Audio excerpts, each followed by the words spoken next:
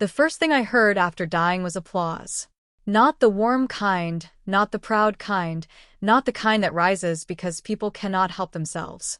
This applause was thin, sharp, and cruel, like fingernails tapping against glass. It came from rows of students standing in the auditorium, their faces blurred under the lights, all of them clapping for the girl who had stolen my music, stolen my practice room, stolen the only chance I had to escape the rotten little hierarchy of our arts academy. Then the sound snapped. The lights above me shattered into darkness. I opened my eyes with my cheek pressed against a cold desk, my fingers still curled around a pencil, and the date on the classroom clock made my blood stop moving. April 17th. 2 weeks before the spring showcase. 2 weeks before I gave Lena Vale the practice room code because she cried into her sleeve and told me she only needed 10 minutes to calm her nerves. 2 weeks before she copied my arrangement, bribed the stage assistant, redirected the judging panel, performed my piece in the real hall while I sang to a camera that was not recording. 2 weeks before the school beauty smiled at me from the winner's podium with my melody still trembling in the air and whispered, "You should have checked the room yourself." I lifted my head slowly. The classroom was alive with morning noise, chair legs scraping, girls laughing, the window fans clicking in their dusty cages. My music folder sat beneath my hand, untouched. My student badge hung from my neck. Across the room, Lena was leaning against the teacher's desk with her honey-brown hair glowing under the sun, surrounded by girls who watched her as if she had invented breathing. She had not betrayed me yet. She had not ruined me yet. She had not pushed me into that stairwell after the showcase when I begged her to admit the truth, making my head crack against the railing while she stared at me like I had inconvenienced her.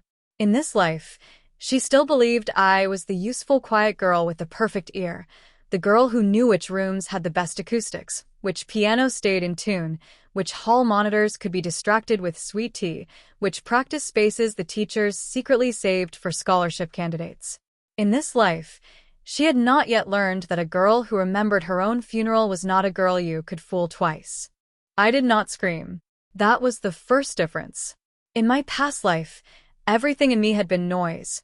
Panic when I was accused, sobbing when the judges ignored me, pleading when my mother's call went unanswered because she was working night shift, trembling rage when Lena's fan club pinned anonymous posts calling me jealous and unstable. But Rebirth did something strange to fear. It did not erase it. It sharpened it. Fear became a needle I could thread. I sat upright, smoothed my skirt, and opened my folder to the same page I had once guarded like treasure. My original arrangement was there, handwritten in blue ink, the rests marked with tiny stars.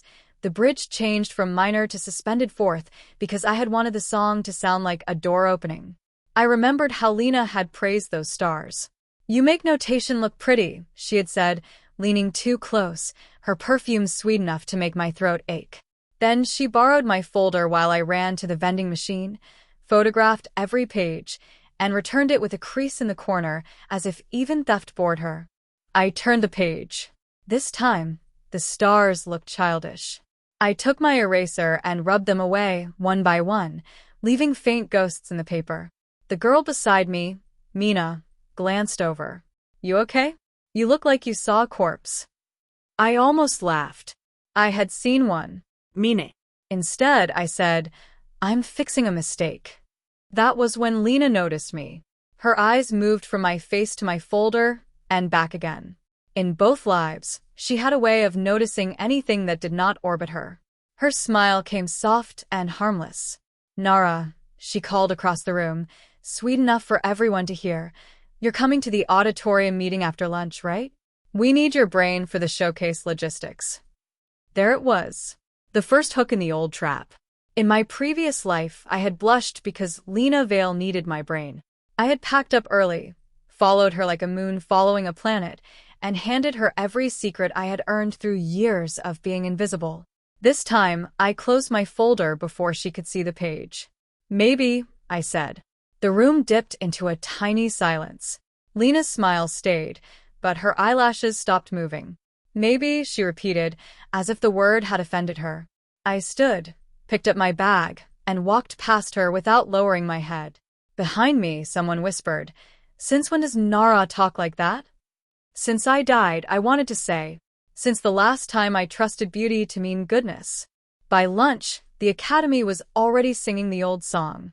Lena's name floated through the corridors like perfume through a locked room. Lena had the best stage presence. Lena had perfect pitch, even though I had once watched her miss a simple interval until I corrected it under my breath. Lena had the judges practically in love with her already. Lena would definitely win the showcase scholarship and move to Seoul for the summer intensive, where directors scouted students for real contracts. Every sentence with her name had the same shape. Lena deserved, Lena glowed, Lena led, Lena chose. I moved through it quietly, letting the noise pass around me. The arts building looked exactly as I remembered. Cracked marble stairs, posters curling at the corners, trophy cases full of names from families who donated enough to become permanent, and the rehearsal wing at the far end where the air always smelled of rosin, old wood, and nervous sweat. There were 12 official practice rooms and 2 unofficial ones. Everyone knew about the official rooms. They had glass windows, booking sheets, temperamental air conditioning, and upright pianos that sounded like someone had dropped coins inside them. Only a handful of students knew about room 3B behind the costume storage wall, the old chamber studio with velvet panels, a polished grand piano, and acoustics so clean that even breathing sounded intentional.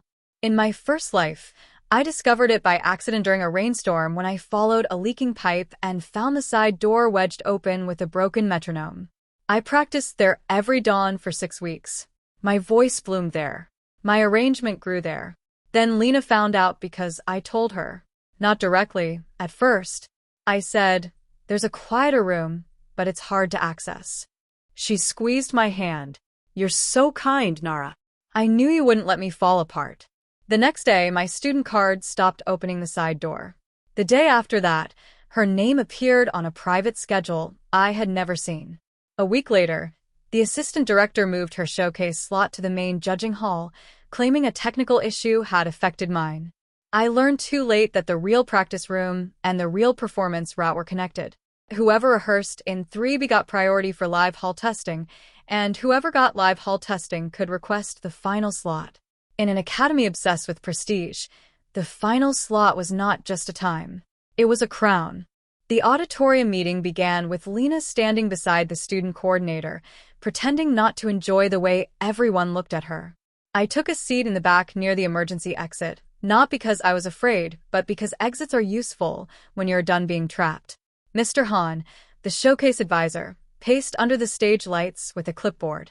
He was the kind of teacher who believed rules were sacred until a parent donated new speakers. "This year's spring showcase will be stricter," he said. "Scholarship scouts will attend.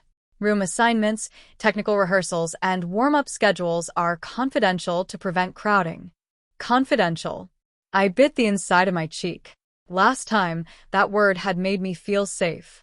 This time, it sounded like a dare. Mr. Han continued listing changes. Each finalist would receive a sealed room scheduled 3 days before the showcase. Until then, all students used the public practice rooms unless granted special access for instrument needs. Lena raised her hand with the grace of a girl posing for a brochure. "Sir, what about vocalists who need specific acoustic environments? Some of us have delicate pieces." A few students nodded. She glanced at me for half a second, and I understood. She did not know about room 3B yet, not fully. But she remembered I knew something. She was casting the net early. Mr. Han cleared his throat. "If any student is aware of suitable spaces, inform the coordination team privately. Do not spread rumors about restricted rooms." The old me would have gone to him after the meeting, nervous and eager, and mentioned the chamber studio because I thought fairness meant sharing advantages. Lena would have followed, overheard, smiled, and moved faster. This time, I stood only after most students had left, walked down the aisle, and stopped in front of Mr. Han. Lena was still on stage, pretending to help stack folders while listening with her whole body. I said, loud enough for her to hear, "Sir, I think the old choir room on the second floor has the best acoustics for vocalists." His eyebrows lifted. The old choir room was a disaster. Wide, echoing, full of warped risers, and haunted by a radiator that clanged every 12 minutes. Lena's head tilted slightly. Mr. Han frowned. That room? Are you sure? I gave him the shy smile everyone expected from me. It sounds bigger than it is. People might like it. Lena's eyes warmed with interest. She had always loved taking what other people were too humble to defend. I watched the lie land gently in her hands. The real practice room was not hidden because nobody could find it. It was hidden because nobody with power wanted to admit it existed. Room 3B had been built decades ago for visiting chamber musicians, then sealed after a ceiling leak during a donor gala. The leak had been fixed, but the academy never returned it to the public schedule because certain teachers used it for private coaching, certain families used it for favors, and certain students used it only if they had the right surname or the right secret. My surname was nothing. My secret had been persistence. In my first life, I woke before sunrise, took the service stairs, avoided the security camera with the cracked black dome, and practiced until the cleaning staff arrived. Nobody noticed because nobody noticed girls like me unless we were useful. After Rebirth, I went there that same afternoon instead of attending Lena's little lunch circle. The corridor behind costume storage was dim, cluttered with racks of sequined gowns and cardboard trees from last year's musical. My fingers knew exactly where to press the loose panel. It gave with a tired sigh. Beyond it, the narrow passage smelled of dust and cedar. The side door waited at the end, painted the same dull gray as the wall, with a keypad below the handle. In my last life, the code had been 0317, the Academy's founding month and day, laughably obvious to anyone who spent time reading plaques. I typed it. The lock blinked red. For one breath, my stomach dropped. Then I remembered. In this life, it was 2 weeks earlier. The old code had not been changed yet. I tried 0316. Green. The door clicked open. Sunlight spilled through high windows, pale and golden, landing on the grand piano like a blessing that had been waiting for me to become dangerous enough to receive it. I stepped inside and closed the door softly behind me. The silence was so pure it made my eyes sting. I had missed this room. Not as a place, exactly, but as proof that I had once found something beautiful without anyone giving it to me. I walked to the piano, placed my folder on the stand, and did not sing the old arrangement. I tore it out, page by page. Not because it was bad, but because Lena had already stolen it in another life, and I refused to compete with the ghost of my own humiliation.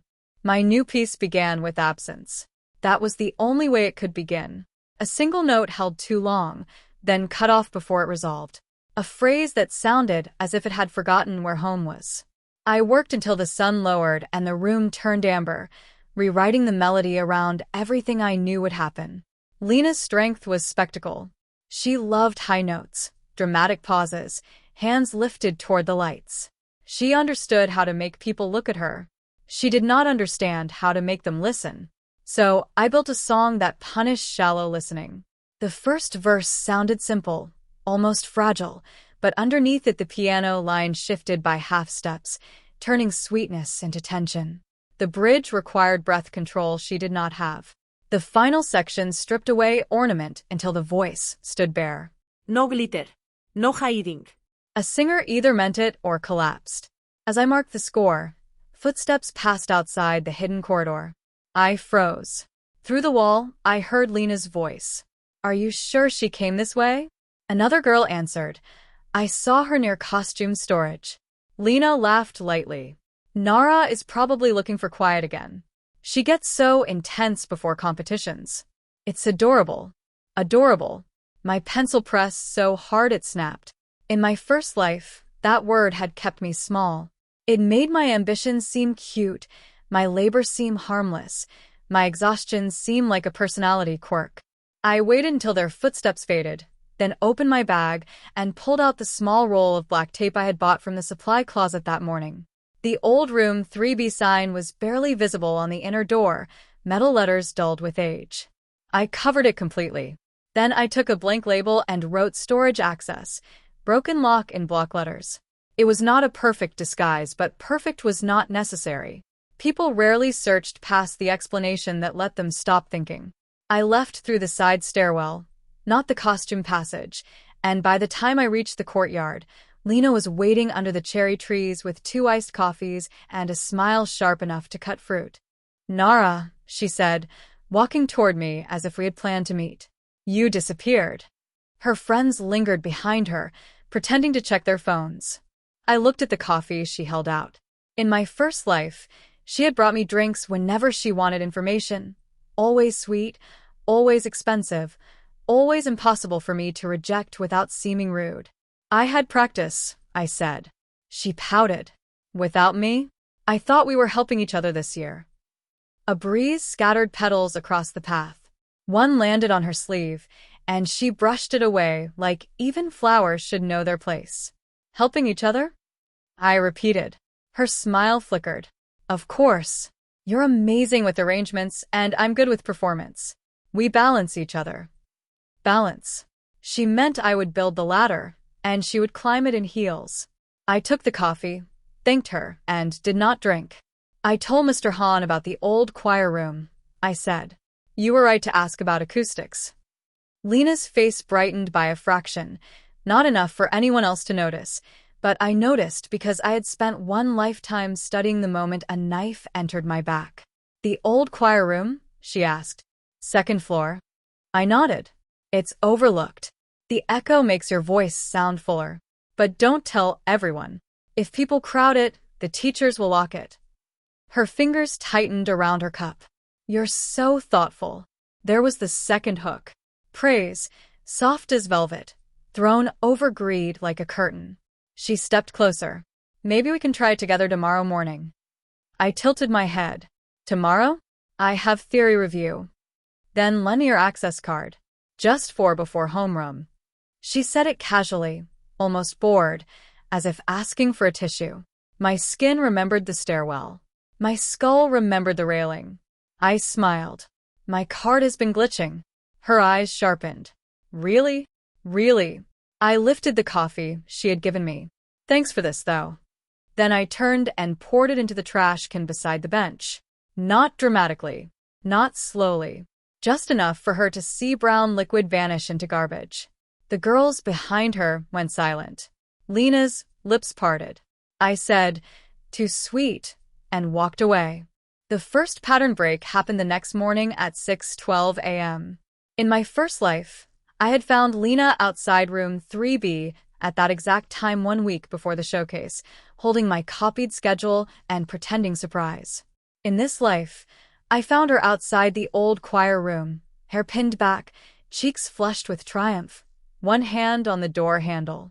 2 of her loyal satellites stood beside her, Sarah, who laughed before Lena finished jokes, and Yumi, who repeated Lena's insults with better pronunciation.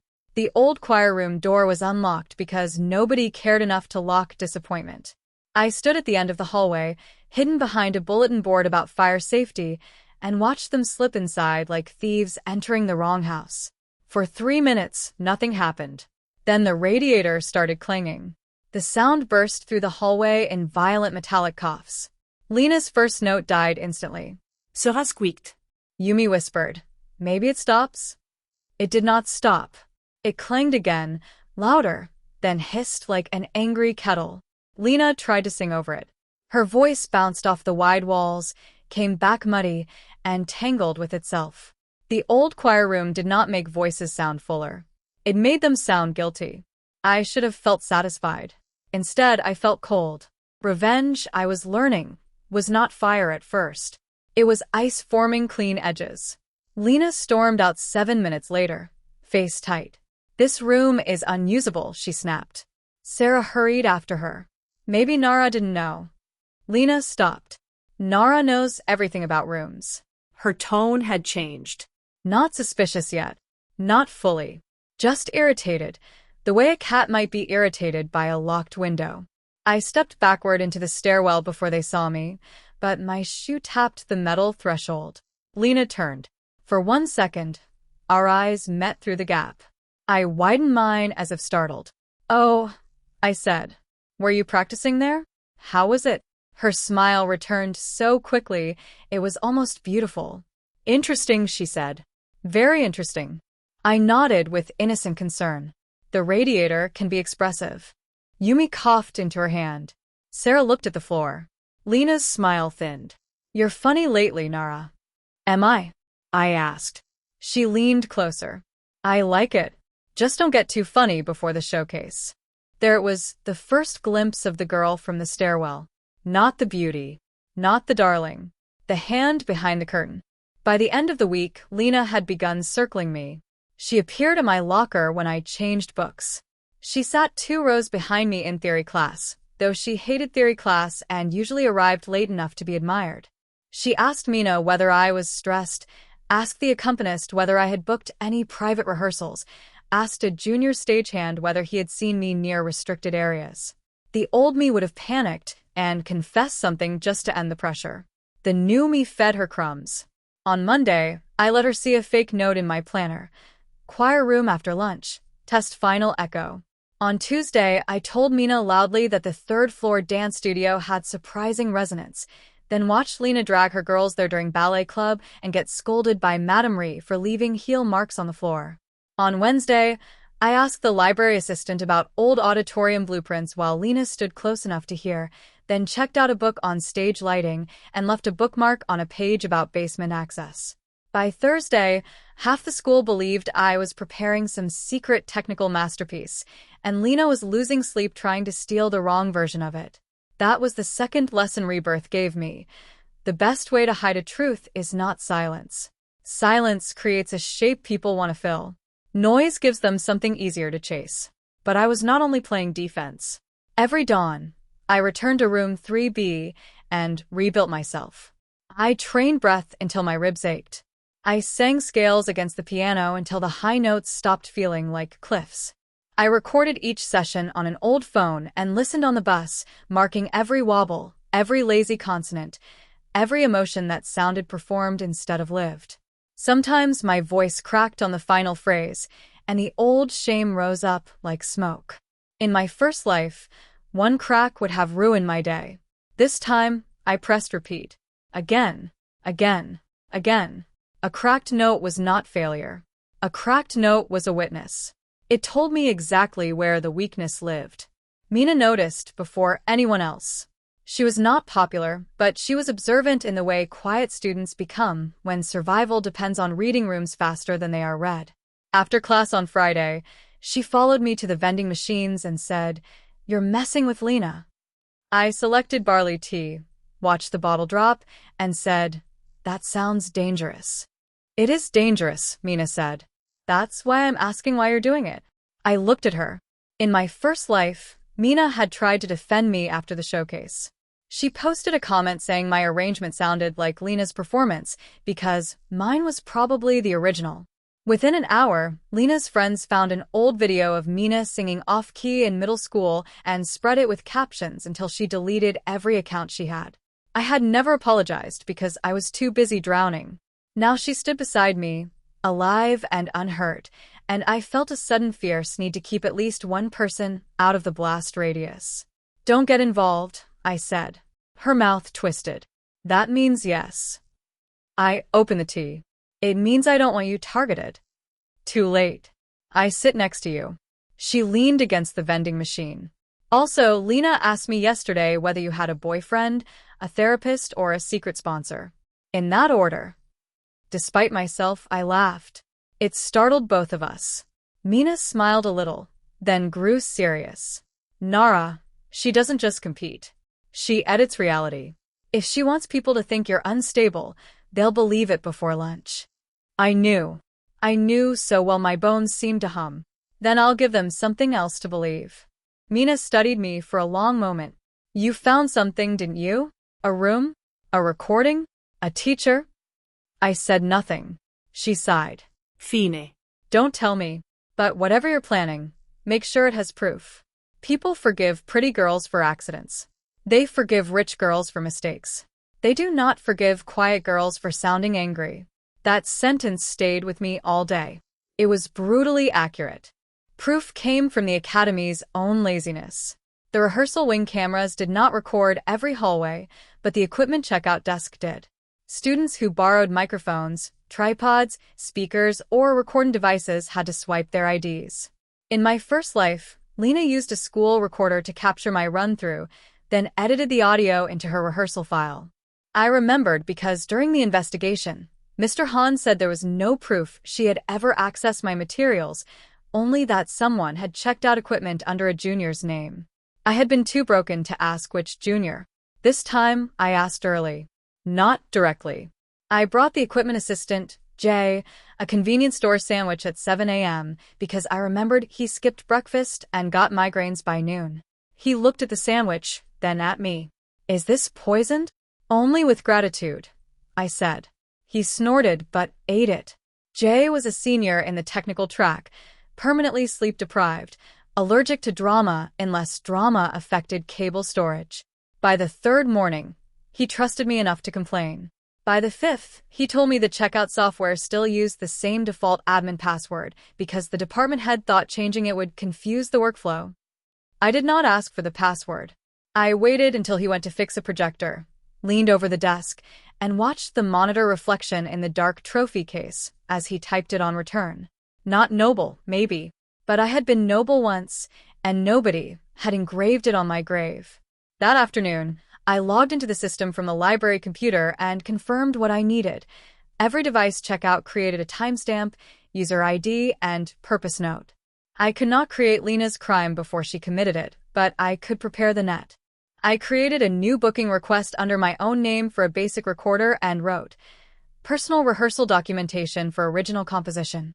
Then I printed the confirmation, folded it into my folder, and walked to room 3B. Inside, I set the recorder on the piano and spoke clearly before singing. April 24th. Original composition, working title Empty Hall. Composer and vocalist, Nara Cho. My voice trembled on my own name, not from fear, but from the strange intimacy of claiming something before anyone tried to steal it. The title came by accident. Empty Hall. At first, it was only a placeholder, almost cruel in a private way. But as the days tightened around the showcase, the phrase became a blade I kept turning. An empty hall had killed me once. Not literally.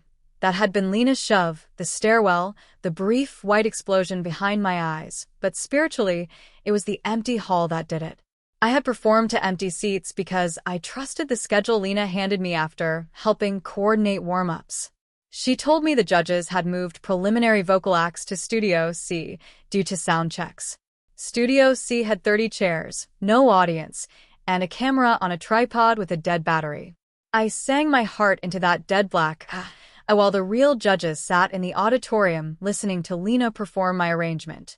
When I finished, the silence felt respectful. That was the worst part. I bowed to silence. I thanked silence. I waited for feedback from silence. Then I opened the auditorium door and heard applause meant for my stolen song. This time, the empty hall would not be mine. I did not yet know exactly how, but I knew the shape of justice I wanted. Not a slap. Not a screaming confrontation. I wanted Lena to step into the lie she built, lift her beautiful hands, open her perfect mouth, and discover that no one had followed her there. Not because I locked them out. Because for once, the truth had better directions. Lena made her first serious move 9 days before the showcase. She cried. Not in public at first. She chose the third-floor landing where sunlight fell prettily through stained glass, where anyone passing below could hear just enough. I was leaving theory class when I heard a soft broken sound. Sarah whispered, "Don't cry, Lena." Nara probably didn't mean it. My name floated down the stairwell like bait. Yumi added, "She's just insecure because everyone expects you to win." I stopped with one hand on the railing. Students slowed around me. Lena sniffed. I don't want to think badly of her. She used to be so kind. But lately she keeps giving me wrong information, and I feel like she wants me to embarrass myself. Beautiful. Efficient. She had taken the crumbs I fed her and baked them into victimhood. A few girls glanced at me with instant suspicion. In my first life, I would have rushed upstairs, protested, sounded defensive, and proven her point. This time, I took one slow breath and continued down as if I had not heard. That was the pattern interruption. People expected confrontation. They got indifference. Indifference unsettles an audience more than anger because it denies them a role. At lunch, the rumor had already evolved. Nara was sabotaging Lena's practice. Nara had become arrogant. Nara discovered some secret room and refused to share because she could not win fairly. I ate rice balls beside Mina under the courtyard tree while whispers moved around us. Mina looked ready to bite someone. "Proof," she muttered. "Remember what I said?" I nodded. Across the courtyard, Lena sat at the center table, eyes pink, smile brave, accepting comfort like tribute. She looked over once, and I raised my barley tea in a tiny toast. Her expression froze. Not enough for her friends to see. Enough for me.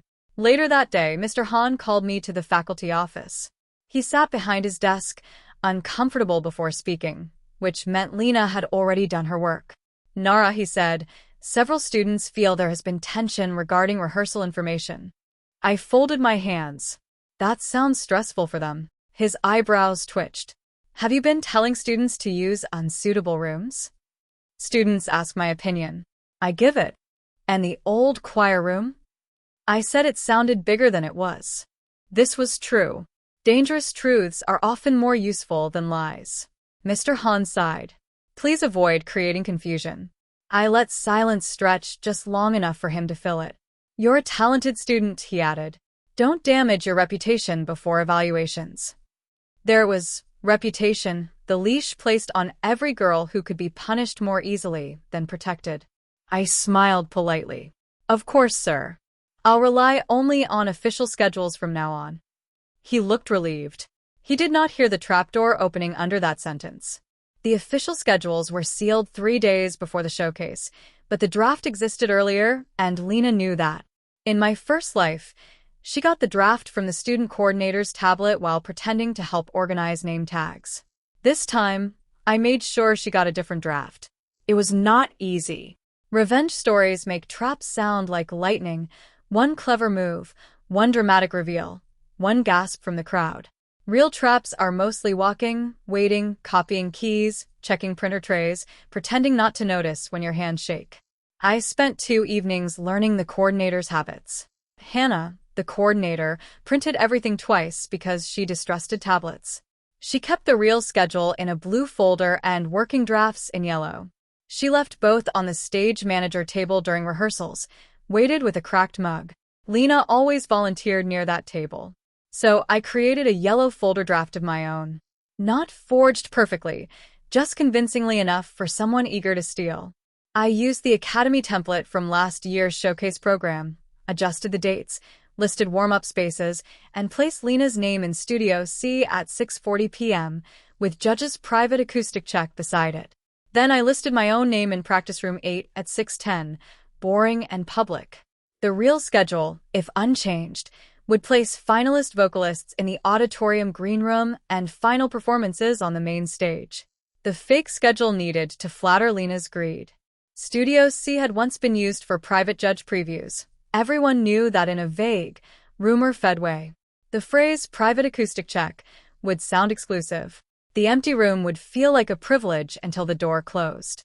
I printed 2 copies in the library, handled them with tissues so my fingerprints would not smudge, then waited until Hannah left the stage manager table unattended. I slipped the fake draft under the yellow folder, slightly visible, then walked away. 5 minutes later, Lena drifted over with Sarah, laughing about hair ribbons. She lifted the cracked mug, adjusted the papers, and in that tiny motion, stole what I had planted. Her eyes moved once. Twice. She folded something into her cardigan sleeve. I was standing in the balcony shadows above the auditorium, and for the first time since Rebirth, my knees almost gave way. Not from fear. From the violent satisfaction of watching a thief pick up a poisoned jewel. But a planted schedule was not enough. Lena was not stupid. Entitled, yes. Cruel, yes. Addicted to being adored, absolutely. But not stupid. She would verify through someone, and I had to control what verification found. That meant Jay. I did not want to use him, but I needed the technical booth, and the technical booth belonged to him the way abandoned temples belong to ghosts. I found him untangling microphone cables after school, muttering threats and knots. Hypothetically, I said, if someone asked whether Studio C was being used for judge checks, what would you say? He did not look up. I'd say they should read the schedule. And if the schedule was confidential, I'd say bribe Hannah, not me. I crouched beside him and started untangling a cable. He watched my hands. Why are you asking? I could have lied. Instead, I chose a narrow truth. Because someone is trying to steal my performance route. His expression changed. Not dramatically. Jay did not do dramatic unless a speaker blew mid-show. Lena, he asked. I said nothing. He gave a humorless laugh. Of course. That surprised me. You know, everyone in tech knows. Pretty performers think cables are furniture, so they talk in front of us. He tugged a knot loose. Last winter concert, she told Sarah to cry near the costume head so another soloist would lose her fitting slot. Girl performed with a hem pinned in 6 places. Anger flashed through me, old and new. Lena had not become cruel because of me. I had simply been one of many rooms she entered and emptied. Jay leaned back. What do you need? I hesitated. This was the line. Involving someone meant risking them. If she asks about Studio C, I said carefully, don't lie. Just say the camera there works now. It doesn't. Can it? He stared at me, then smiled for the first time. That's not lying. That's a project. By evening, Studio C had a working camera, a working microphone, and no live feed to the auditorium. It would record whoever performed there, beautifully and uselessly, like a confession sealed in a bottle. Jay also showed me something I had not known in my first life. The main auditorium had a lobby display that could show the live stage feed, backstage announcements, or any connected room if patched manually. For overflow, he said. Nobody uses it because nobody cares about overflow unless parents complain. I looked at the little monitor preview, then at the cable map. Could Studio C be displayed in the lobby? Jay's smile vanished into professional focus. Yes. Why?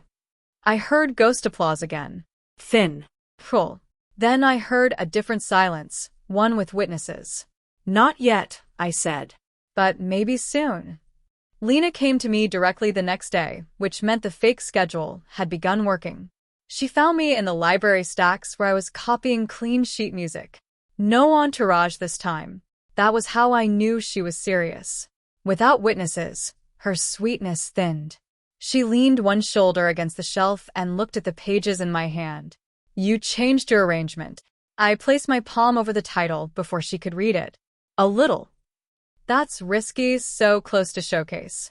So is relying on stolen drafts. Her eyes lifted to mine. For 1 second, we both stopped pretending. The library hummed around us. Page turns, keyboard taps, distant rain against windows. Lena's face did not change much, but something behind it stepped out of costume. I don't know what you mean, she said. No. I slid my pages into my folder. Then you have nothing to worry about. She smiled slowly. You're different. People keep saying that. It's not a compliment. I stepped around her. She moved to block me. In the old life, that would have been enough. A blocked path, a beautiful girl, a quiet threat disguised as concern. I would have shrunk. Now I looked at the gap between her elbow and the shelf and waited. She realized I was not going to ask permission to leave, and anger warmed her cheeks. Listen carefully, Nara, she said softly. You don't have the social stamina for a war. I do. You like rooms, schedules, little hidden corners. I like people. And people decide what happened. My heart struck once hard. Not because she was wrong. Because she was saying aloud the rule that had killed me. People decide what happened. Not truth. Not work. Not talent. People. I leaned closer. Close enough to smell the peach gloss on her lips.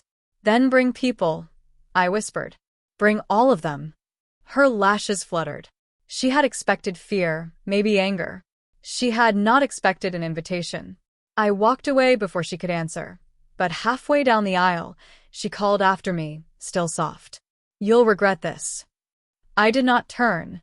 I already did. The showcase week arrived like a storm wearing perfume. Posters appeared on every wall. Gold lettering, student portraits, sponsor logos, the promise of futures being chosen under stage lights. Parents called offices. Teachers became frantic. Students who had ignored technique for months suddenly steamed their throats, taped their ankles, replaced reeds, polished shoes, prayed to gods they did not believe in. Lena became brighter as everyone else became nervous. That was her gift. Pressure made her glow because she knew how to feed on attention. She walked through hallways with garment bags over one arm and girls trailing behind her, asking whether silver clips looked better than pearls. Whenever she saw me, she smiled with tragic patience, the public face of a saint enduring betrayal. The rumor had matured beautifully in her favor. I was secretive, bitter, possibly cheating, definitely jealous. But rumors are living things. They grow toward food. I began feeding a different one. Not with accusations. Accusations would sound desperate. I fed curiosity. During lunch, I let Mina ask me, loudly enough for 3 tables, why Studio C had been fitted with a new camera. I shrugged. Maybe for special previews. In the hallway, I asked Jay whether the lobby display would show overflow if the auditorium filled. He said, louder than necessary. Only if someone performs somewhere worth showing. In class, I erased the title empty hall from the top of my score and replaced it with the room that answers. I did it slowly while Sarah watched from behind. By the end of the day, students were whispering that there might be a secret judge preview, a hidden evaluation, a second performance route for top candidates. Perfect. Lena had the fake schedule. Now she had a rumor to make it feel real. The danger was that other students might follow her to Studio C, filling the seats I wanted empty. So I added one more ingredient: exclusivity that repelled witnesses. I told a junior vocalist, someone I knew loved gossip but feared authority. I heard Studio C is only for the selected performer and judges. Anyone else entering could be disqualified. Within hours, nobody wanted to be caught near Studio C unless they believed they belonged there. Lena believed she belonged everywhere. The real room stayed hidden. That became harder than I expected. Not physically. The taped sign held. The passage remained dusty. The keypad still opened for me because I entered through the service stairwell and reset the latch after each session. The difficulty was emotional. Room 3B became the only place where I was not performing a role. Outside, I played harmless, suspicious, calm, arrogant, wounded, depending on who watched. Inside, I was only a girl with a second life and a voice she was trying to make worthy of it. Sometimes I would finish a run-through and sink to the floor under the piano, shaking with delayed terror. What if Rebirth was not a gift but a loop? What if changing details only made the final cruelty more creative? What if Lena still won because beauty creates its own evidence? What if the judges heard me and found nothing worth saving? Those thoughts came hardest at dawn, when the school was empty and the windows reflected my own face back at me, paler, thinner, eyes too old for my uniform. On the final dawn before showcase, my voice failed on the bridge. Completely. The note cracked, flattened, and vanished. I slammed both hands onto the piano keys, a harsh, ugly chord exploding through the room.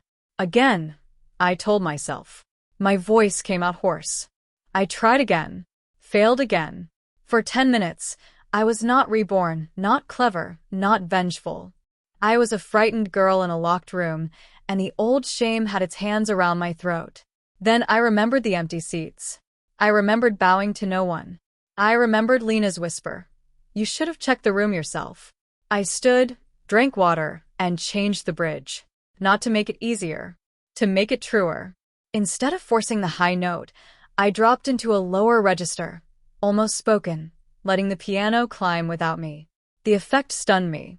The song stopped begging to be admired and started accusing the air. I sang the final phrase, and this time the room answered. Not with applause, with resonance. A deep, clean vibration that moved through the floor into my bones.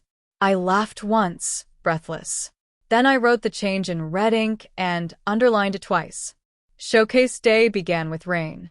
Not poetic rain. Annoying rain, slanted and cold, turning the courtyard banners limp and making everyone's hair frizz under carefully sprayed styles.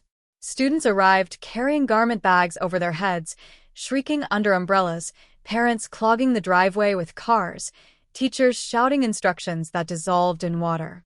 The academy smelled of wet wool, hairspray, and panic. I arrived early in a plain navy dress under my uniform coat, my hair pinned low, my score sealed in a plastic folder, the recorder confirmation tucked behind it like a talisman. Mina met me at the side entrance with 2 hot canned coffees and the expression of someone preparing for either victory or prison. "Tell me what to do," she said. I shook my head. "You don't have to do anything." Wrong answer. "Mina, Nara, I watched you bait the most adored girl in school into something involving Studio C. Jay has been grinning like a villain for 3 days, and Lena just walked in wearing the face of a bride at her own coronation. I'm involved by having eyes." I took the coffee. My hands were colder than the can. "Then sit in the auditorium. Front left if you can. If something changes on the lobby display, record it." Mina's eyes narrowed. "Something like what?" I looked toward the rehearsal wing, where Lena's laughter floated above the rain noise. "A performance." Mina absorbed that. Then she smiled, small and fierce. "Finally." Before I could answer, Mr. Han rushed past with a headset crooked over one ear, shouting for Hannah. The day pulled us into its machinery. Check-in. Costume inspection. Sound test. Warm-up slots. Every student became a moving piece. Lena passed me near the mirror wall at noon, dressed in ivory with tiny crystals sewn at the sleeves. She looked expensive enough to silence doubt. "Nara," she said, voice tender for the girls around her. "Whatever happens tonight, I hope you know I never wanted us to become enemies." I looked at her reflection instead of her face. "We didn't become enemies tonight." Her eyes met mine in the mirror. I smiled. "You were just late noticing." At 4 p.m., the sealed official schedules were distributed. This was the moment everything could break. If Lena opened hers, saw the real auditorium performance time, and ignored the fake draft, she would remain in the main flow. My trap would become only a strange rumor and a few wasted preparations. I watched from beside the costume rack as Hannah handed her the envelope. Lena accepted it with both hands, smiling for the coordinator, then slipped it unopened into her bag. I almost exhaled too visibly. Of course. She trusted stolen information more than official information because official systems were for ordinary students. The fake draft had told her she was special. The sealed envelope could only tell her she was scheduled. Vanity is a locked door that opens from the inside. At 4:35, I received my own envelope. Real schedule, green room at 6:20, main auditorium performance at 7:05, finalist block 3. Lena's official time, 6:52, main auditorium, immediately before me. My stomach turned. That meant if she followed the real schedule, she could still perform in front of everyone. If she followed the fake schedule, she would be in Studio C at 6:40, expecting private judges, while her real call time passed. The Academy had strict no-show rules. If a finalist missed stage call by more than 5 minutes without medical emergency, they were marked absent. That was enough to ruin her scholarship chances, but I wanted more than absence. I wanted exposure. At 5:10, Jay found me behind the prop shelves. "Studio C camera is ready," he said. "Lobby display can switch manually. But I need a reason. If I patch it randomly, Humm'll skin me." "What reason counts?" "Lost finalist. Technical verification. Overflow check. Fire alarm. Divine intervention." I closed my eyes, thinking. Then I remembered Lena's own weapon. People decide what happened. At 6:50, I said, "Ask Mr. Han whether the missing finalist is in Studio C, because there's a rumor about private judge checks. Say you need to verify before marking absence." Jay stared. "That's not a lie." "No, and if she's performing? Show him." His grin returned slowly. "You are terrifying." I shook my head. No. "I'm prepared." The auditorium filled by 6:15.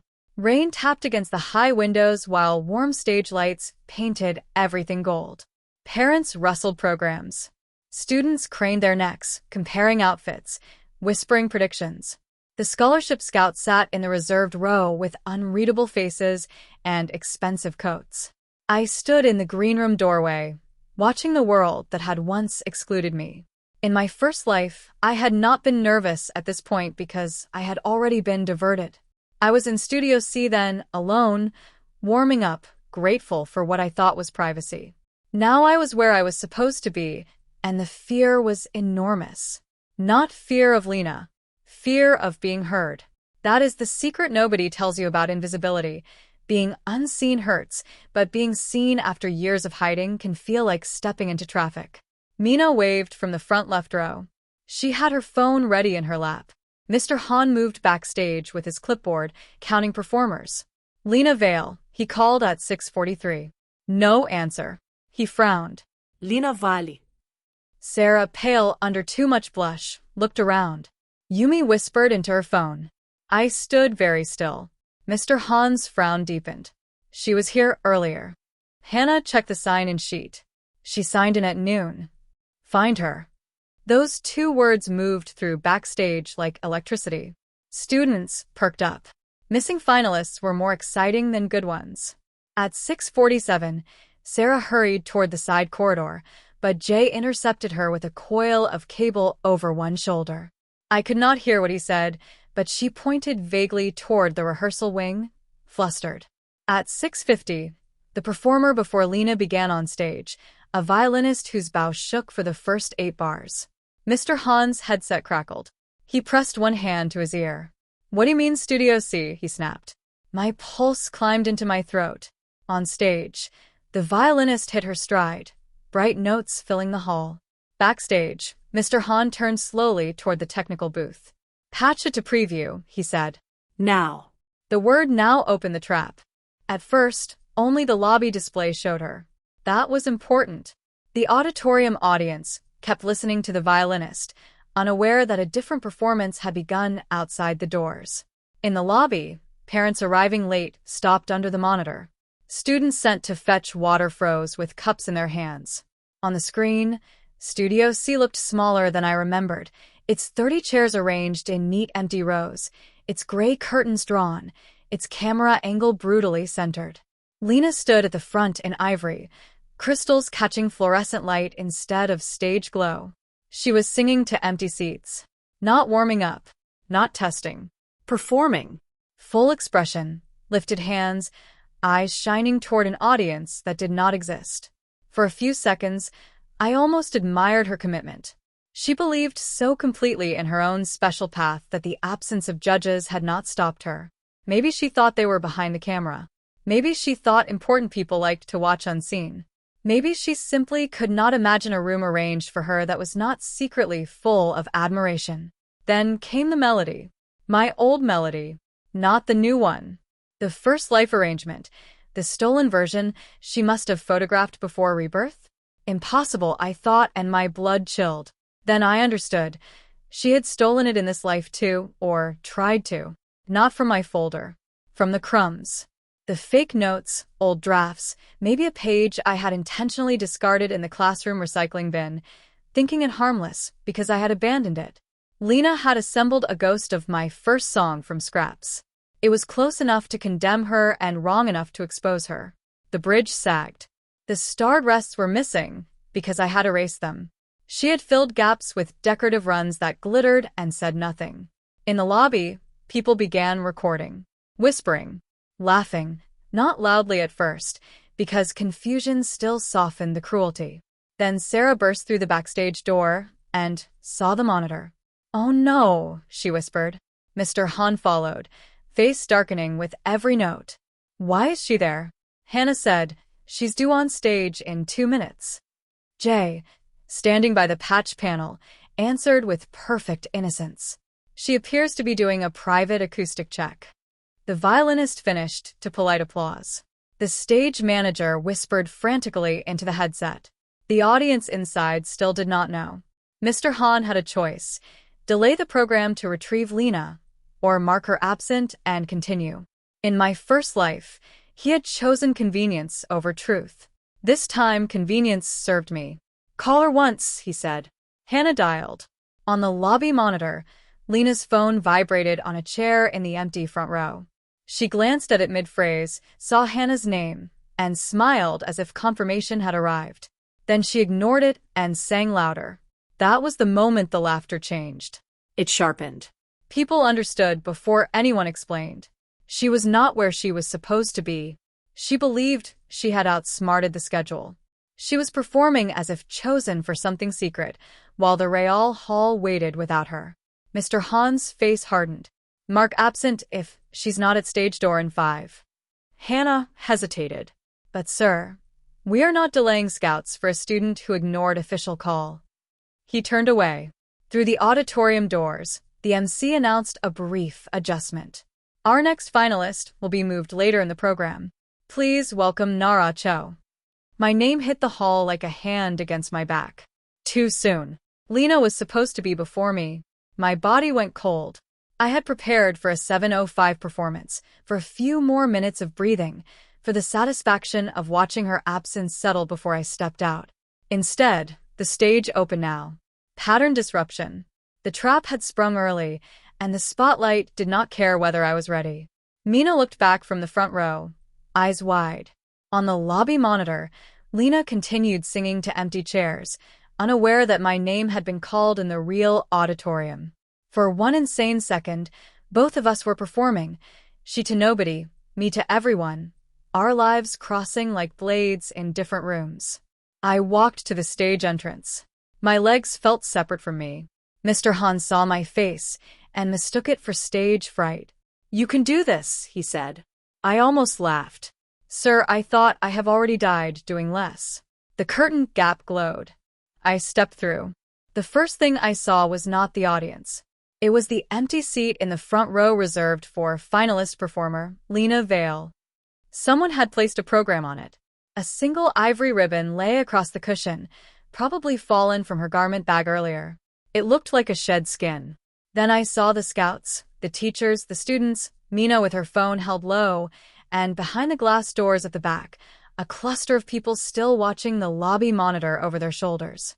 The room was divided between my stage and Lena's screen. Good, I thought suddenly. Let them compare. I walked to the microphone, placed my score on the piano, and nodded to my accompanist. He was a quiet second year named Doyen, one of the few people who cared more about tempo markings than popularity. We had rehearsed only twice publicly, both times with a simplified version. The real arrangement lived in my hands and his memory.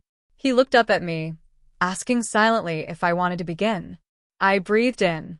The auditorium smelled of rain and velvet. My voice, when it came, was softer than I expected. The first note held too long, then cut off before resolving. The audience leaned in. That lean saved me. Not applause. Not approval. Attention. Real attention has weight. It touched my shoulders, my throat, the hollow places Lena had once filled with shame. I sang the first verse, as if telling a secret to one person, then let the piano shift beneath me. The hall changed.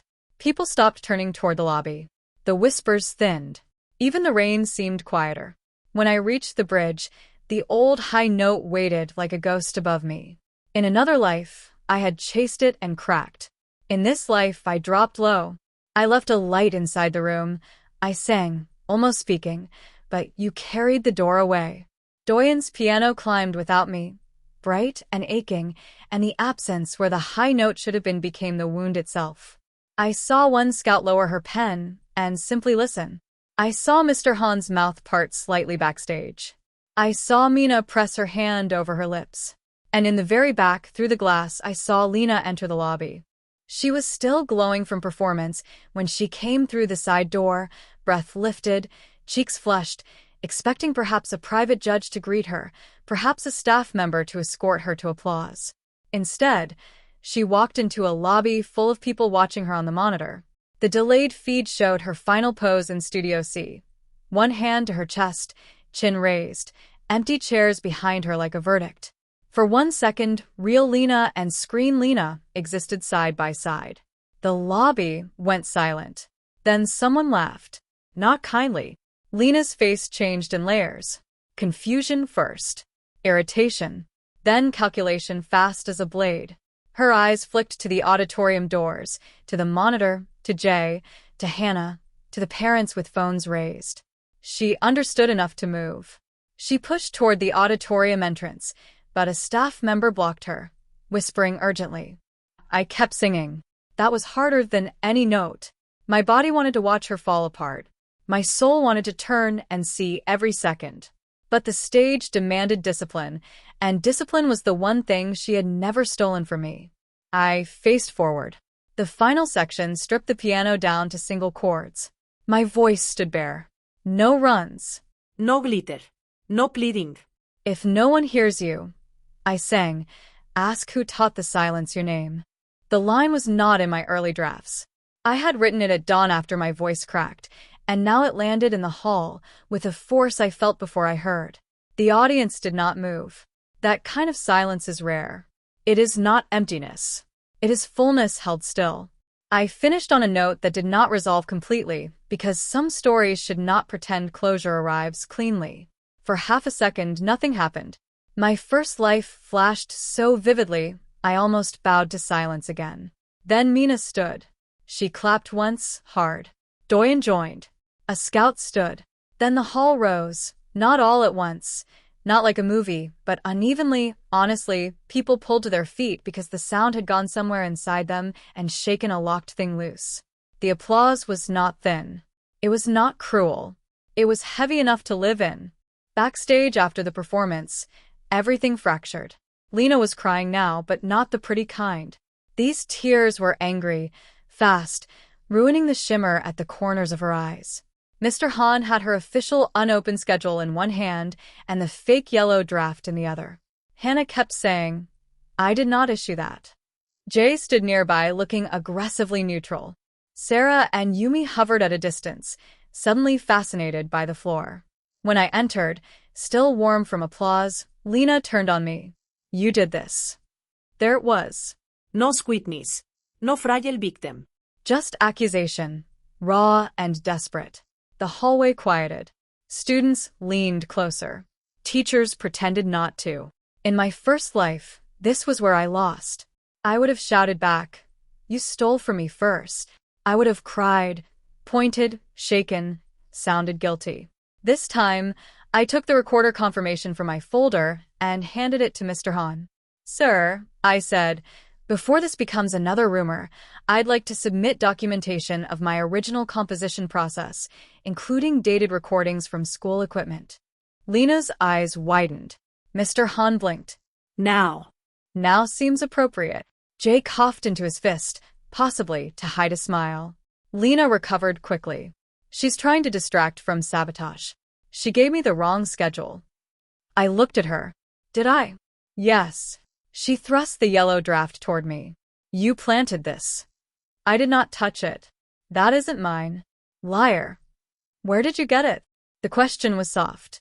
Simple. Devastating. Lena froze. Everyone else noticed. Mr. Han looked from her to the paper. Yes, Lena. Where did you get this draft? Her mouth opened. For once, no perfect sentence came out. It was on the table. Which table? Hannah asked sharply. The stage manager table? Jay added, still neutral enough to be almost cruel. Lena's fingers tightened around the paper. Everyone checks the table. Do they? I asked. She glared at me, and I saw the stairwell in her eyes again. The hand, the shove, the contempt. But we were not alone now. She could not push me where no one watched. Mr. Han unfolded my recorder confirmation, scanning the timestamps.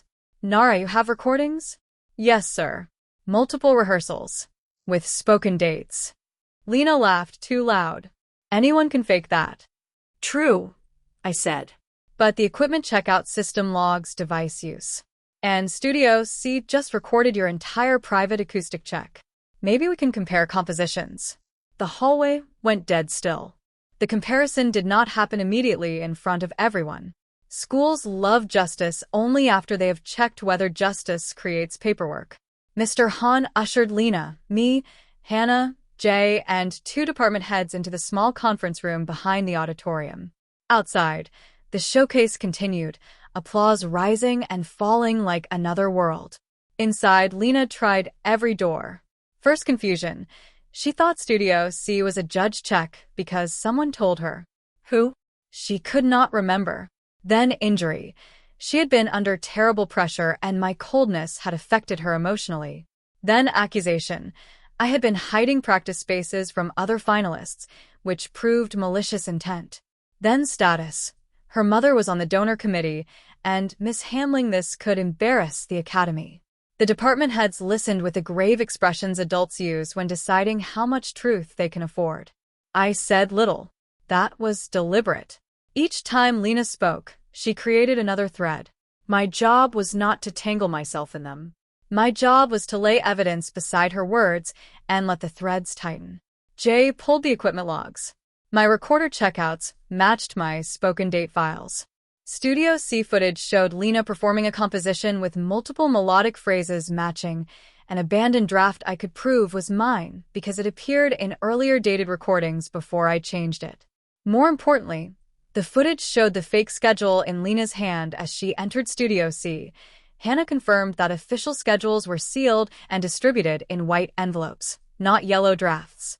Mr. Han asked again where Lena got the draft. Lena stared at the table. I found it.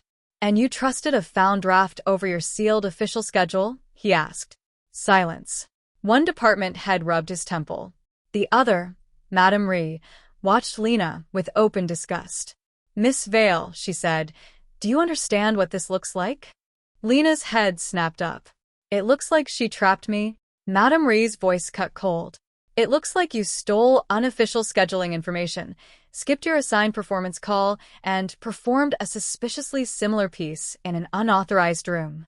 Lena turned to me, hatred finally naked. You hid the real practice room. The adults looked at me. My heart paused. There it was, the truth, but not the crime. I folded my hands. I practiced independently in a room I accessed without disrupting anyone. Mr. Han frowned. Which room? I looked at him, then at Lena. The room that answers. Jay made a strangled sound. Madame Rhee's mouth twitched. Lena slammed her palm on the table. She thinks this is funny. No, I said, and my voice finally changed. Not loud, not shaking, just stripped clean. I think it was funny when you sent me to an empty room in another version of my life and smiled while everyone clapped for my song. The room went silent for a reason no one there could understand. I had said too much and exactly enough. Lena stared at me as if, for 1 second, she felt the ghost of the stairwell brush her shoulder. They disqualified Lena from the scholarship evaluation before the showcase ended. They did not announce details publicly that night. Institutions protect their own image before they protect students. The MC simply said one finalist had withdrawn due to a scheduling violation. But students are better investigators than committees when humiliation is involved. By morning, clips were everywhere. Lena in ivory, singing intensely to empty chairs. Lena ignoring Hannah's call. Lena walking into the lobby and seeing herself on the monitor. My performance beside it, edited split screen by some anonymous genius with a caption. One sang to the real hall. One sang to her ego. I did not post anything. I did not comment. I did not like a single clip. That restraint cost me more than I expected. A part of me wanted to flood the world with proof until every person who had ever doubted me drowned in it. But Mina's warning held. People forgive pretty girls for mistakes. They do not forgive quiet girls for sounding angry. So I became calm enough to terrify the rumor mill. When classmates approached me with wide eyes and hungry questions, I said, the faculty is handling it. When they asked whether Lena stole my song, I said, the recordings are being reviewed. When they asked whether I planted the fake schedule, I said, why would anyone trust an unofficial paper over their sealed envelope? That question did more damage than any accusation. It forced people to imagine Lena choosing theft. The beauty of truth is not that everyone loves it. It is that once properly placed, it makes lies work harder until they exhaust themselves. Lena did not return to class for 2 days. Her absence changed the academy's weather. Her table in the courtyard sat strangely exposed, like a stage after the set had been removed. Sarah and Yumi stopped wearing matching ribbons. Students who had once orbited her began revising history in real time. I always thought she was fake. She did something weird during winter concert too. Nara was probably bullied for ages. Honestly, Lena's vibrato was never that good. I listened to them with a strange tiredness. Public opinion had not become wise. It had simply changed direction. The same mouths that praised her without evidence now condemned her without courage. It did not feel like justice. It felt like weather turning. Mina at least stayed honest. She sat beside me in the library and said, "I enjoyed the video more than I should have." Same, I admitted, but also less than I expected. She nodded. Because she's falling and people are cheering because falling is entertaining, not because hurting you is wrong. I looked at her. You're annoyingly perceptive. You're annoyingly secretive. Fair. She tapped my folder. Scholarship results? Next week. You'll win. I wanted to believe her, but wanting had become complicated. In my first life, I had wanted so hard it made me easy to manipulate. This time, I held desire carefully like hot glass. Maybe. Mina rolled her eyes. Fine. Be mysterious. But when you become famous, I want free tickets and revenge consultation credit. For the first time in weeks, I laughed without checking who watched. It felt almost illegal. Lena returned on Thursday wearing black. That was a calculated choice. Ivory had become a meme by then. Crystals had become a joke. Black made her look wronged, elegant, severe. She walked through the corridor with her chin lifted, but the corridor did not part the same way. People looked, yes, but not with worship. Curiosity had replaced devotion, and curiosity is colder. I was at my locker when she stopped beside me. No friends. No tears. Just Lena, stripped of audience but not pride. You must feel powerful, she said. I kept arranging my books. Not particularly. Don't lie. Girls like you dream about this. Watching girls like me fall. I closed my locker. Girls like me? She laughed softly. Quiet. Plain. Always working. Always pretending effort is morality. That landed closer than I wanted. Lena knew how to wound because she paid attention to insecurity the way musicians pay attention to rhythm. I turned to face her fully. And girls like you? I asked. Always mistaking attention for love. Her eyes flashed. For a moment, I thought she might slap me. Part of me almost wanted her to try here under the hallway camera, in front of witnesses. But Lena was too controlled for that now. You think you won because you're better, she said. You won because you became like me. The words should have missed. They did not. I had lied, planted, watched, manipulated rumors, used systems I once believed should be fair. I had done it with precision.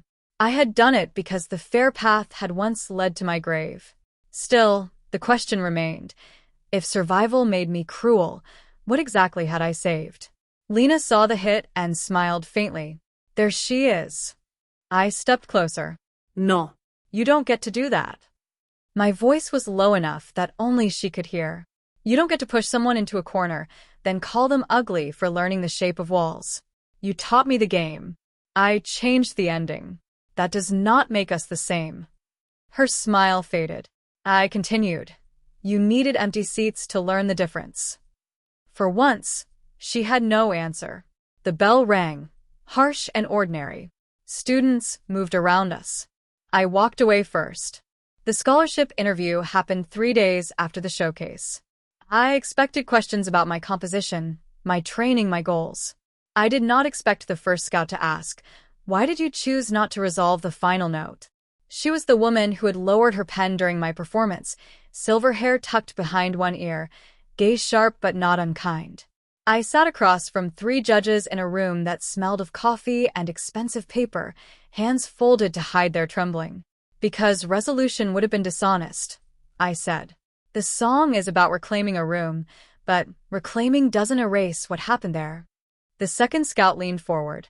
And what happened there? For one wild second, I imagined telling the truth. I died. I came back. I remembered the sound of stolen applause. Instead, I said, silence. Misplaced trust. The fear that if no one hears you, your work becomes easy to take. The woman with silver hair nodded slowly. Your technical file included unusually detailed process recordings. I wanted ownership, to be clear. Because of recent events? I chose my words carefully. Because young artists, especially ones without influence, need proof of their own labor. The room changed after that. Not dramatically. But the judges stopped seeing me only as a student with a strong performance and began seeing the spine under it. They asked about my arrangement choices, my vocal training, my interest in composition. I answered honestly. When they asked what I would do if I received the summer intensive scholarship, the old me would have said something grateful and obedient. This me said, I would learn how professional rooms work, so I don't spend my life being grateful just to enter them. The silver-haired scout smiled. Good. Outside the interview room, I found Mr. Han waiting. He looked older than he had a week ago. Guilt does that when it arrives late.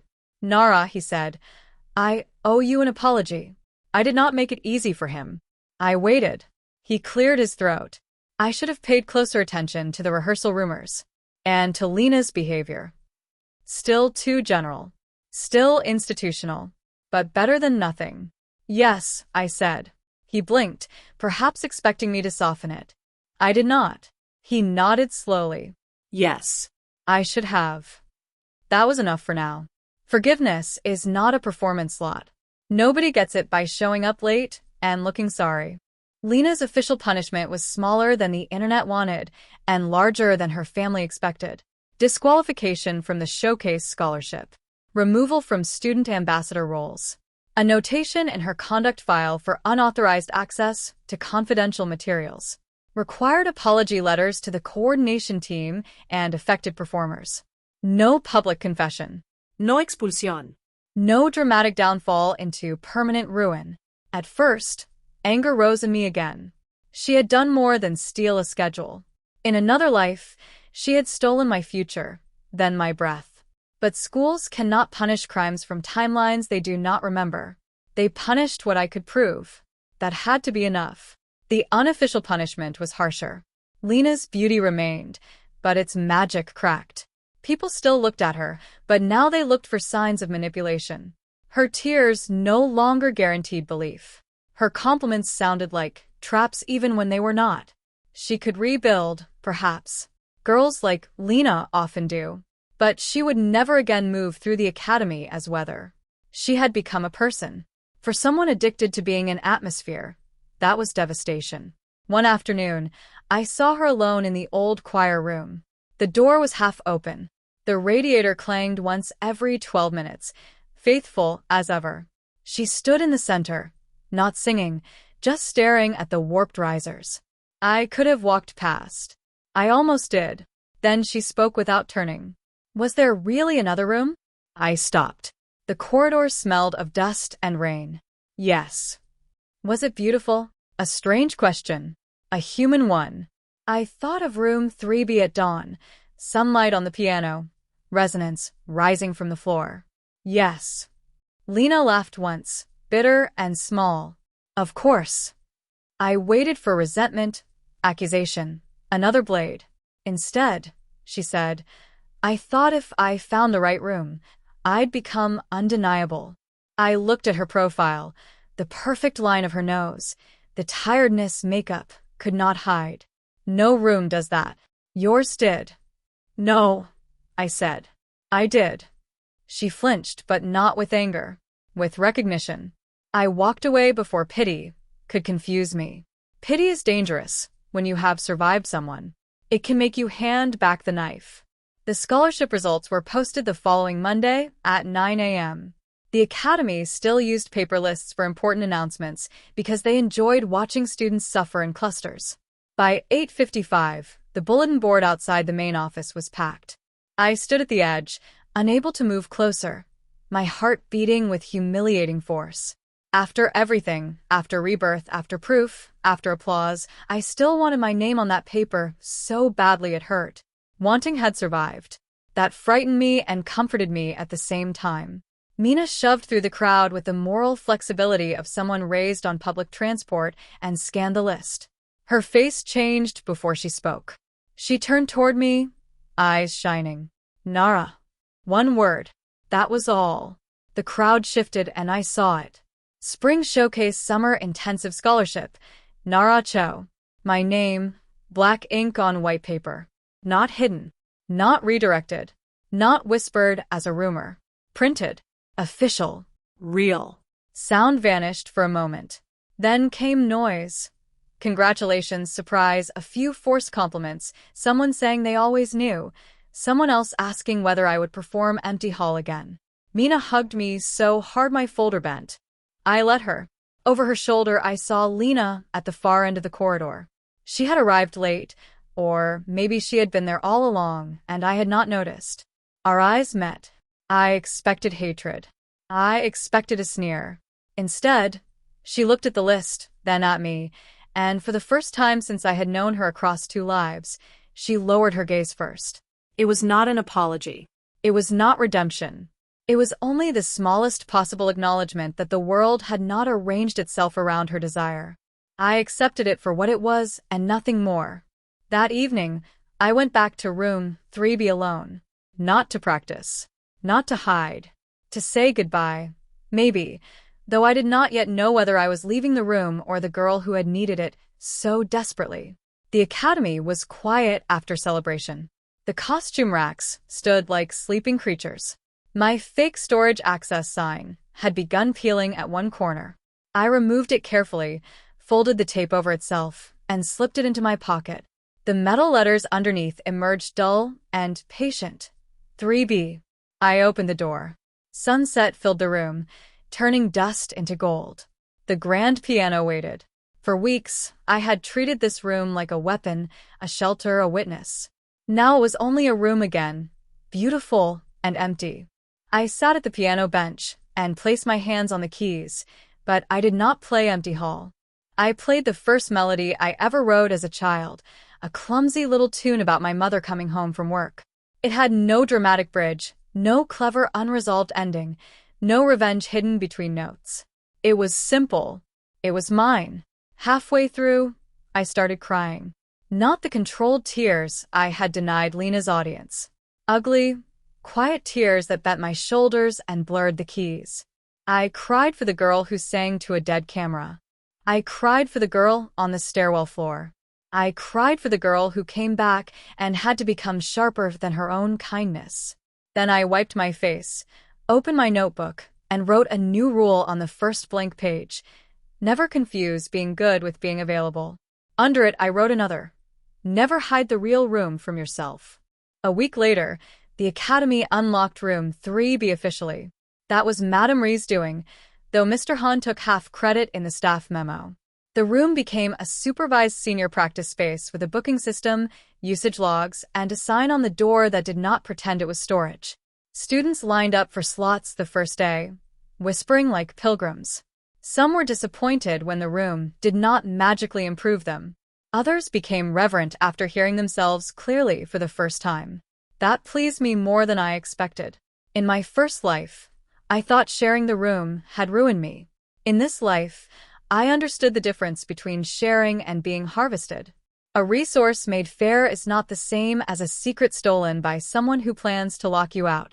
My first official booking after the policy change was not for myself. It was for 3 juniors who had never used a grand piano and kept apologizing for touching it. I sat in the corner while they sang nervously, then less nervously, then with a startled joy of hearing their voices come back clean. One of them asked, "Senior, is it true this is the room from the Lena video?"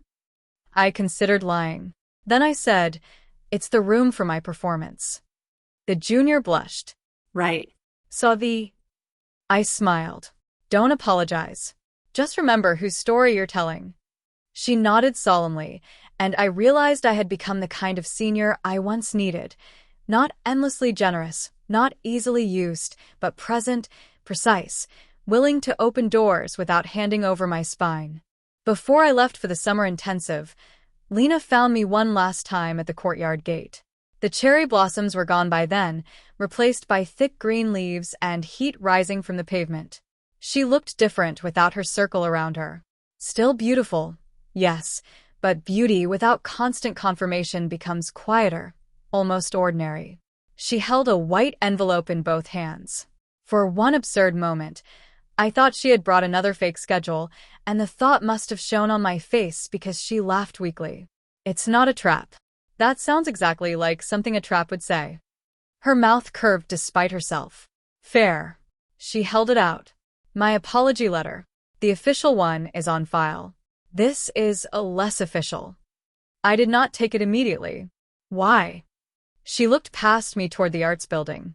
"Because I keep thinking about Studio C." "Good."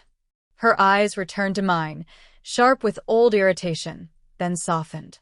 "Not like that. I keep thinking about how long I sang before realizing no one was there. I thought the empty chairs meant important people were watching from somewhere else. I thought absence was proof of exclusivity." She swallowed. "That's humiliating to admit." I said nothing. She deserved the discomfort of continuing. "I did steal from you," she said. "Not the final piece. I couldn't get that. But I took scraps, old drafts, anything I could find. I told myself everyone borrows, everyone competes, everyone uses advantages. But I knew." The courtyard seemed to still. A late bus groaned beyond the gate. "I knew it was yours," she finished. The confession entered me strangely. I had imagined it would feel like a key turning a lock opening. Instead, it felt like setting down a heavy bag and realizing my hand still hurt. "Thank you for saying it," I said. Her shoulders dropped, perhaps with relief. "Do you forgive me?" There it was, the final performance she wanted. Redemption granted by the girl she harmed, neat enough to make the story end.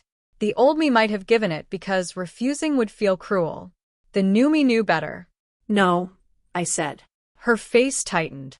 I continued, "But I believe you know what you did. That's all I have for you." She absorbed that, eyes bright but dry. Then she nodded once.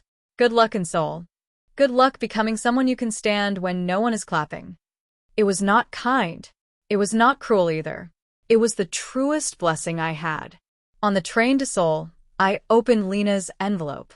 I waited until the academy had disappeared behind the city haze, until my reflection in the window looked more like a traveler than a survivor.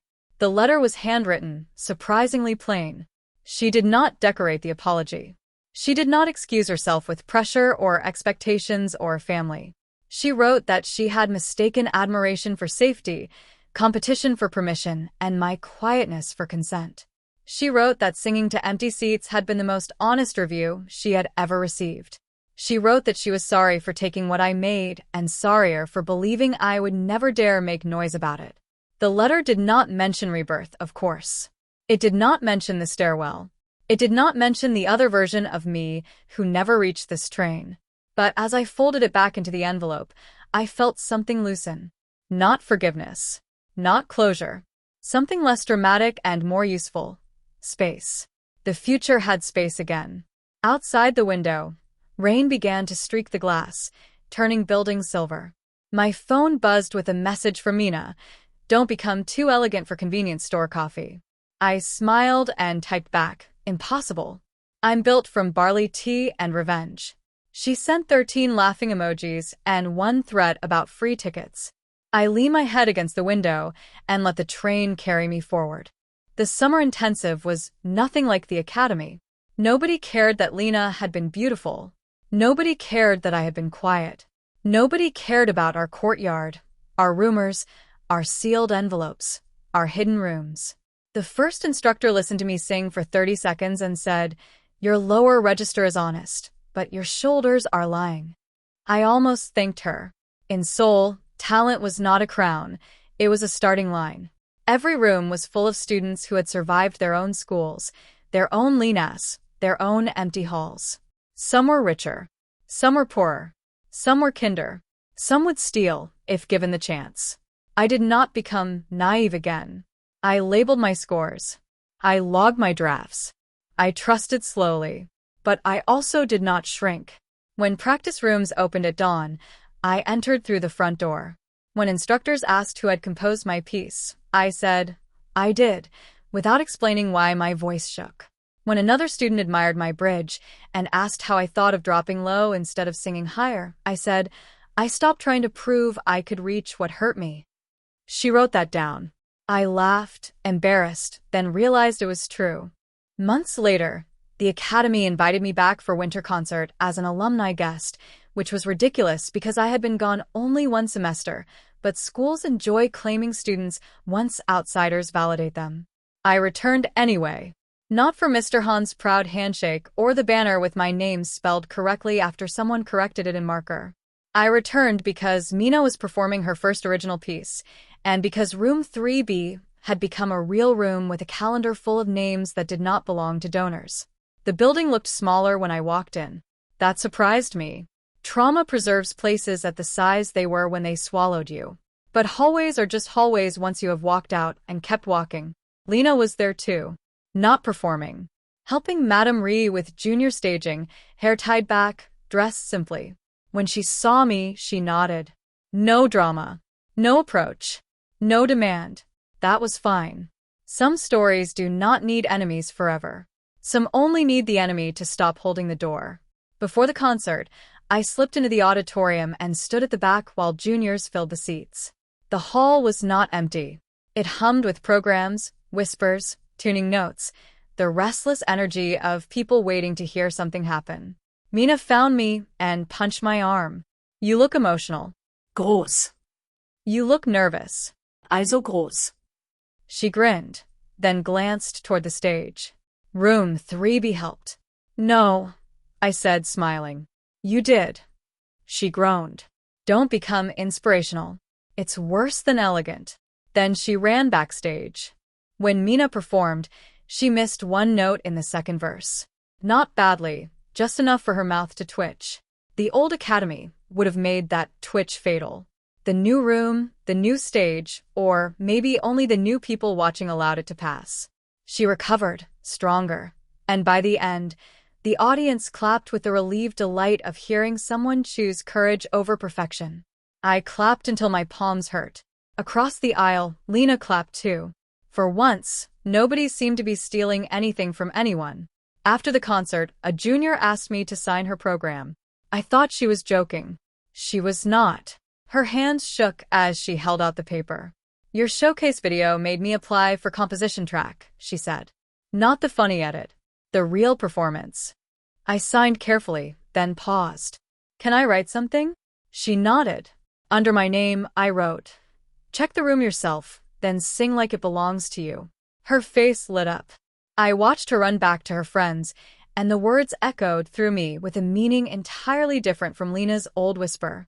Once, check the room yourself had been cruelty. Now it was instruction, protection, freedom. I still dream of the first life, sometimes.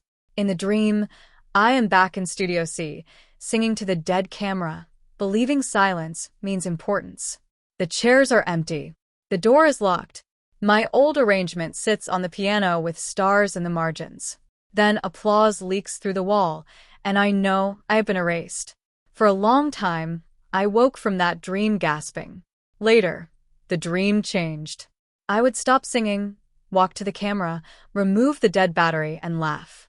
Then I would open the door and find not the auditorium, not Lena, not the stairwell, but room 3B filled with sunlight.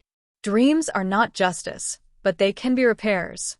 The last time I dreamed it, the chairs in Studio C were still empty, but I was not afraid of them. Empty seats are only powerful when you believe they're judging you. Sometimes they're just furniture. Sometimes they are waiting for the wrong girl. If there is a lesson in my story, it is not that kindness is foolish. I refuse that. Lena did not ruin me because I was kind. She ruined me because I was trained to offer kindness without boundaries, labor without credit, trust without verification, forgiveness without repair. After Rebirth, I did not become cruel. I became documented. I became strategic. I became unwilling to confuse someone's tears with truth just because they were prettier than my anger. I hid the real practice room, yes. I hid it from the girl who would have locked me out. Not from the world. I watched the school beauty perform to empty seats, yes. But the emptiness was not the revenge by itself. The revenge was that she finally heard it. The revenge was that I did not trade my stage for her story. The revenge was walking into the real hall while her stolen spotlight flickered on a lobby screen, opening my mouth and letting everyone hear the voice she had mistaken for silence. And now, when I enter a room, any room, practice room or interview room or stage or train carriage carrying me towards some future I was never supposed to reach, I check the exits, yes. I read the schedule myself, yes. I keep copies, timestamps, proof. But I also look for the piano, the window, the place where sound might come back clean. I used to think a room became real when powerful people entered it. I know better now. A room becomes real when the right voice refuses to disappear inside it. Lena had empty seats because she followed a lie built for her greed. I had a full hall because I stopped abandoning myself to be polite. That is the difference. That is the ending she never expected. Not that she failed. Not that she cried. Not that the video spread. The true ending is quieter and harder to steal. I am still singing, and every room knows my name.